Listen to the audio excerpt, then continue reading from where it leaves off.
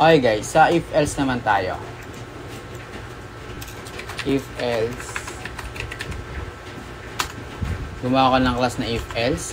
And hindi ka-copy ulit natin itong method natin para gumana. So, okay, example sa if condition, if else condition. So, halimbawa, ayun nga, balik tayo kanina sa boolean. So, ayan. Or, unahin natin yung boolean. Boolean pa rin tayo guys, tapos ginamitan natin ng if else condition. So, is online equals false. If is online, magpiprint tayo ng the users is online. The users is online. Kapag online. Or may lalabas na na green circle sa Facebook, di ba? So, pag niran natin yan, okay, wala siyang niran kasi itong if natin is false. So, hindi niya to ipiprint kasi nilagay tayong if. So, pag tinron natin yan, pag tinro, ayan, the users is online. Mali pa yung grammar. So, ayun yung basic example ng if else natin. So, ano yung else? Yung else naman, halimbawa ito is pupunta siya dito sa else kapag di siya online. Di ba kanina hindi nag-print kasi wala tayong else ko na condition. So, false natin yan. The user is not online dapat guys. So, it's not online. Yan. Ayan. Basic example pa. Halimbawa sa in pin. Halimbawa pin guys. Ang pin natin sa ATM is 252424. Tapos ang user's input is 423333. Tapos gagawa tayo ng if condition. And if pin is equals user input. Yan, ganun pa rin. Ang kakalabasan niya pa rin, katulad kanina guys, ay example natin sa boolean. Ito, if answer is equals student answer. Same logic pa rin. So, magpo-false kapag nag-meet niya yung condition kapag equal sa 5 sa 5. Ganun din sa if else. Nawala tuloy.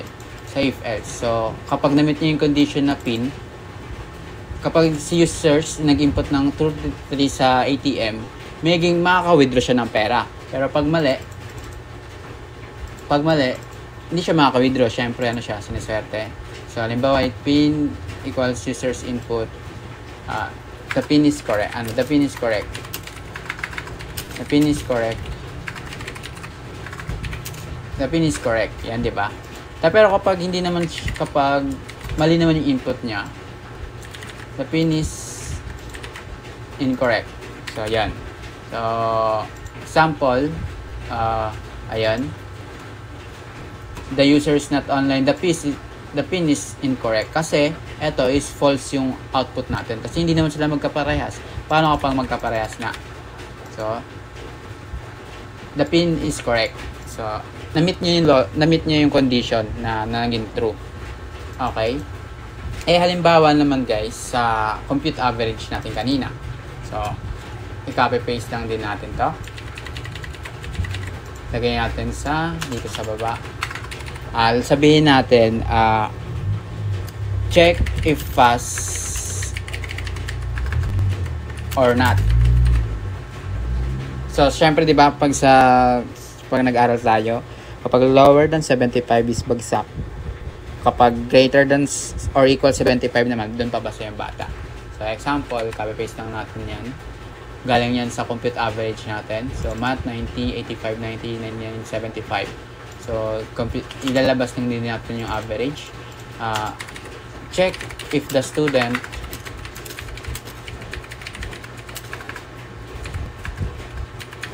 was pass, ano ba, ay pasado or not. Okay? So, i-condition lang natin yung average. So, if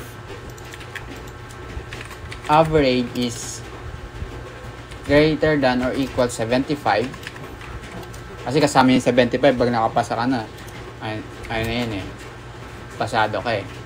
So, ipiprint natin student plus pasado. Yan. Pero pag hindi niya naabot, ano ba yan? Hindi niya naabot, bagsak yung sasabihin. So, check natin kung ano yung ilalabas niya. Kung ano ba ilalabas, ano bang grado nito? Ano bang status ng student na to, kung bagsak or pasado. So, pasado ang sinabi niya kasi yung average niya 87.8 eh. Pero yung sa logic na ginawa natin kasi, greater than or equal 75. Eh, paano kung binabaan natin ito? Halimbawa, 70,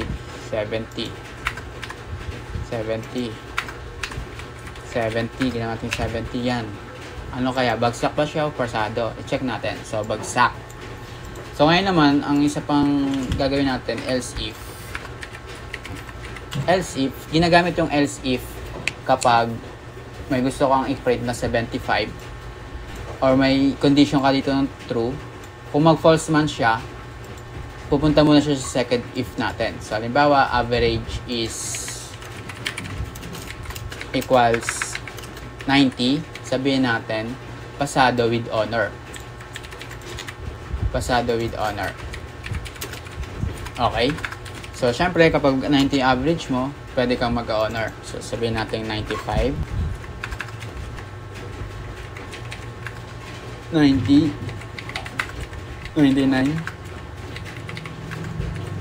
95. So, yan natin. Ayun, pasado pa rin siya kasi 94.8. Hindi, ganito. Kasi na-meet niya na tong, na-meet niya na tong condition na to.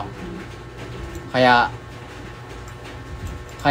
pasado pa rin yun niya. Ang maganda niyan, gawin mong systematic or organized. So, instead na si average score 75 yung mauna, ito unahin mo. Si 90. Kasi, tapos lagyan mo ng else if to. Kasi, kung hindi man siya 90, kung false yung 90 niya, pupunta muna siya dito sa 75. So, ayun, ano lang siya, unahin mo yung pinakamataas na 90, 75, or pababa. Kung may condition ka pa, halimbawa 85, ano yung may i-print niya. So, pasado with honor. Pero, mayroon namang scenario na, halimbawa, else if natin to. Tapos, if pa tayo ng isang condition, na kapag yung average niya is greater than or equals 100, hindi, greater than 100, kasi 100 possible pa ata magka-grade. So, kapag greater than 100, ang ipiprint natin is madaya. Baka may nagkaroon ng tayaan. Bakit sumobra ng ano niya? Eh, ano lang naman yung grade hanggang 100 lang. Ba't yung average niya lumagpas? So, ibig sabihin may discrepancies. So, i-check natin. 100 par. So, pag lumagpas na ng 100, kaduda-duda na yun. So, i-print natin. Anong mamaya? Madaya. Ayan yung print natin. And then, madaya ang lumabas. Kasi, greater than 100 yung grades ng bata. Eh, di naman possible yan. So, ang objectives natin ngayon sa else is, pinag-aralan natin yung simple if else, tsaka yung may else if na condition.